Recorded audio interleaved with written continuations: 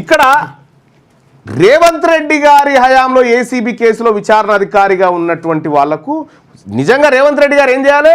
అమ్మ ఆ రోజు నా మీద తప్పుడు ఆరోపణలు పెట్టామని ఆయన పక్కకు పెట్టాలి. కానీ పక్కకు పెట్టకపోగా ఆమె సస్పెండ్ అయిన మహిళను తీసుకొచ్చి ఆమె రెడ్డి సామాజిక వర్గం అని చెప్పి ఆమెకు ఐపీఎస్ హోదా తీసుకొచ్చారు.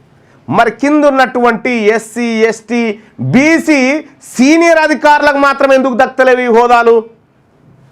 అంటే వాళ్ళ తరఫున మాట్లాడేటోడు లేడు, వాళ్ళ తరఫున సిఫార్సు చేసేటోడు లేడు, వాళ్ళ తరఫున కొట్లాడేటోడు లేడు. కాబట్టి మేము ఇవ్వమనుకుంటారు. కానీ ఇప్పుడు మేమున్నాం, మా బీసీ అధికారుల పక్షాన మేమున్నాం, మా బీసీ ఉద్యోగస్తుల పక్షాన మేము నిలబడ్డాం. మేము చేసే మోసాన్ని ఖచ్చితంగా ఎండగడతాం. మా బీసీలకు జరుగుతున్నటువంటి అవమానాలను ఎదుర్కొంటాం. ఖచ్చితంగా దాన్ని ఎదుర్కొని మా బీసీలకు దక్కాల్సిన వాటాను, మా ఎస్సీ మా ఎస్టీ సోదరులకు దక్కాల్సినటువంటి వాటాలను బరాబర్ తీసుకుంటాం.